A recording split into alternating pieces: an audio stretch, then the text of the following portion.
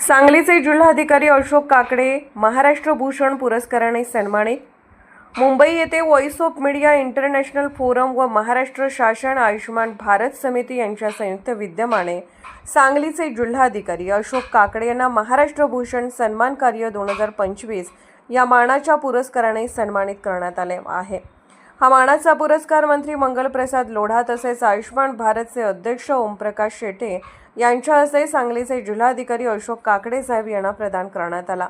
तसेच सत्यपाल चिंचोलकर महाराज, शिवराज पवार, कचरुजी सारडा, डॉ. सविता गिरे पाटील यांनाही सन्मानित करण्यात आले आहे।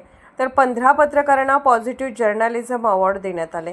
या कार्यक्रमाला महेंद्र कल्याणकर, भारतीय प्रशासकीय सेवा, मुख्य कार्यकारी अधिकारी, झोपडपट्टी पुनर्वसन प्राधिकरण, महाराष्ट्र राज्य, महेश पाटील, अपर पोलीस आयुक्त, पूर्व प्रादेशिक विभाग मुंबई, राणा सूर्यवंशी, उद्योगपती व सामाजिक कार्यकर्ते तसेच चंद्रमोहन पुप्पाला, राष्ट्रीय सरचिटणीस व्हॉइस ऑफ मीडिया हे प्रमुख मान्यवर उपस्थित होते।